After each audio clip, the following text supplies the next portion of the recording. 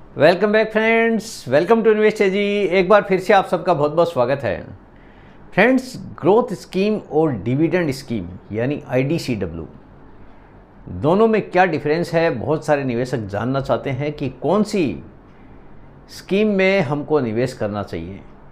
तो आज इसी का एक कंप्लीट सॉल्यूशन मैं आपके साथ में शेयर करने वाला हूं, जिससे हर किसी निवेशक को पता चल सकेगा कि आपके लिए ग्रोथ स्कीम अच्छी है कि आईडीसीडब्ल्यू और दोनों में क्या फ़र्क है।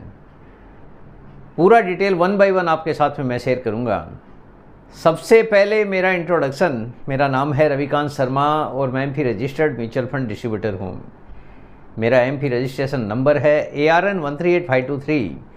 एम्प्लॉय यूनिक आईडी नंबर दिया है EUIN E234641।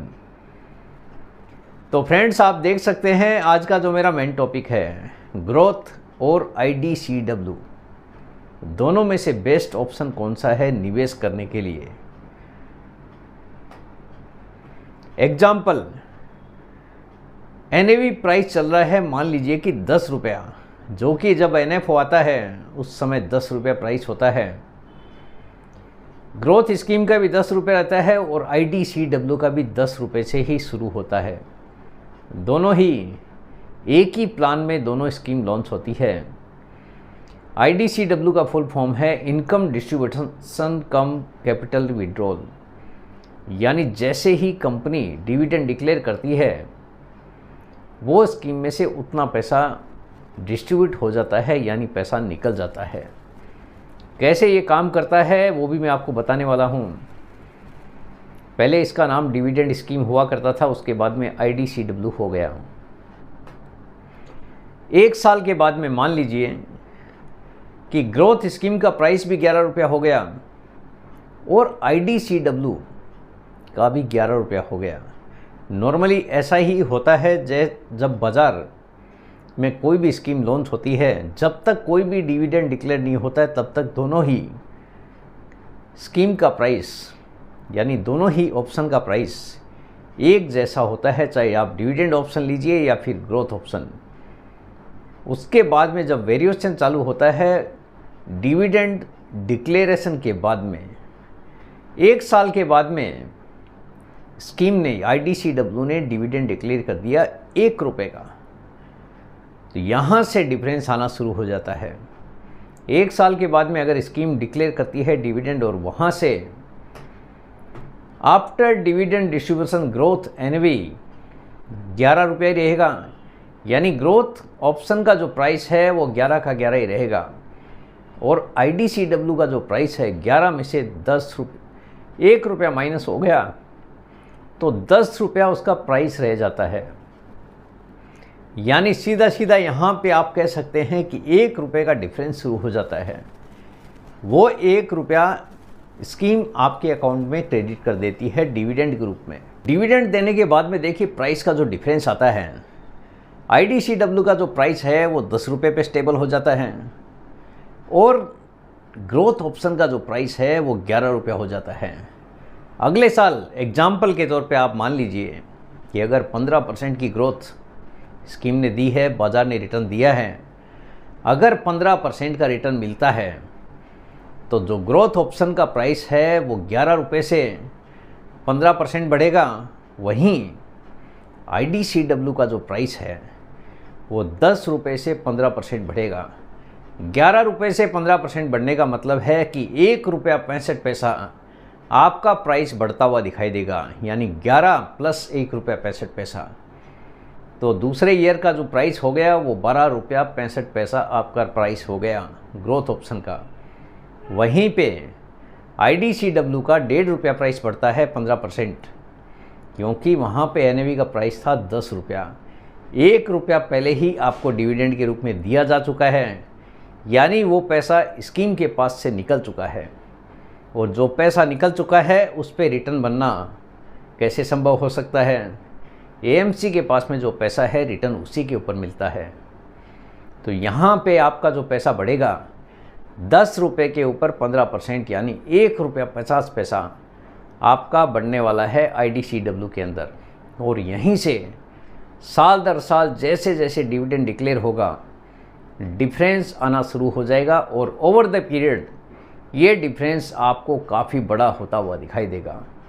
यानी एक टाइम ऐसा आएगा जब आप सोचोगे कि 20-25 रुपये का डिविडेंड दिया, लेकिन प्राइस के अंदर करीब 70-80 रुपये का भी डिफरेंस पहुंच सकता है। तो यहाँ पे शुरुआत हो जाती है, जैसे जैसे डिविडेंड देती है कंपनी उसके बाद में प्राइस का वेरिएशन शुरू हो जाता है। IDCW का दूसरे साल के बाद में प्राइस हो जाता है 11.5 रुपया और वहीं पे ग्रोथ ऑप्शन का प्राइस हो जाता है 12 रुपया 65 पैसा। इसका सीधा सा मतलब है कि जो पैसा डिविडेंड के रूप में निकल चुका है उस पैसे का ग्रोथ नहीं हो पाएगा, क्योंकि स्कीम के पास से वो पैसा निकल चुका है और आपके अकाउंट में जा चुका है। जो पैसा स्कीम के पास है ही नहीं वो ग्रो कैसे करेगा। इसलिए ऑलवेज चूज ग्रोथ ऑप्शन। अगर आप केवल पैसा बढ़ाने के बारे में सोच रहे हैं, निकालने के बारे में नहीं सोच रहे हैं, तो आपके लिए ग्रोथ ऑप्शन सही हो सकता है। लेकिन अगर आपको खर्चे के लिए पैसा चाहिए, डिविडेंड के रूप में पैसा चाहिए, तो IDCW आपके लिए सही साबित हो सकता है। For best growth of your investment choose SWP as monthly income in place of IDCW। और ये भी माइंडसेट पे डिपेंड करता है कि आदमी सोचता कैसा है, उसका टैक्स का क्या नियम उसकी इनकम के ऊपर लागू होता है।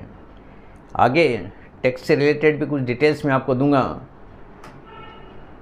अगर स्कीम 18 से 20 साल में भी 20 से 25 रुपये डिविडेंड दे देती है, तो ग्रोथ स्कीम और IDCW का डिफरेंस 70 से 80 रुपये तक जा सकता है। तो आपको ये सारी चीज़ें दिमाग में रखनी है, उसके बाद ही कोई भी निवेश करने के बारे में सोचना है। अभी इसमें दूसरा ओपिनियन भी आप देख लीजिए। जैसा कि आप जानते ही हैं कि 1 अप्रैल 2025 से 31 मार्च 2026 तक की जो इनकम थी वो 12 लाख रुपए तक की टैक्स फ्री हो चुकी है। ऐसे केस में अगर आपके पास में IDCW की स्कीम है तो जितना भी डिविडेंड आता है वो आपकी इनकम के अंदर ऐड हो जाएगा। यानी 12 लाख रुपए से बिलो अगर आपकी इनकम रहती है तो डिविडेंड जितना भी आपको आता है, भले ही 10 लाख रुपए का डिविडेंड आ रहा है, टोटल इनकम अगर आपकी 12 लाख रुपए से नीचे है तो आपको 1 रुपया भी टैक्स भरने की ज़रूरत नहीं है। यानी इसीलिए मैंने आपको बोला है कि उसका टैक्स ब्रैकेट कैसा है, कौन से स्लैब में जा रहे हैं, उसके ऊपर ही एक इन्वेस्टर की चॉइस डिपेंड करेगी। तो यहाँ पे अगर आप टैक्स बचाने के बारे में सोच रहे हैं और डिविडेंड इनकम ही अगर आप ले रहे हैं और आपकी टोटल इनकम 12 लाख से कम है, तो आपके लिए डिविडेंड ऑप्शन भी सही साबित हो सकता है। क्योंकि बहुत सारी ऐसी स्कीम है जहाँ पे डिविडेंड साल का 7%, 8% तक जा रहा है। FD के आसपास के रेट का अगर डिविडेंड आ रहा है और कुछ न कुछ प्राइस का अप्रिसिएशन भी देखने को मिल रहा है, तो आप जैसे भी स्लैब में जा रहे हैं, जिस ब्रैकेट में आपका इनकम आ रहा है उस पर बहुत कुछ डिपेंड करेगा।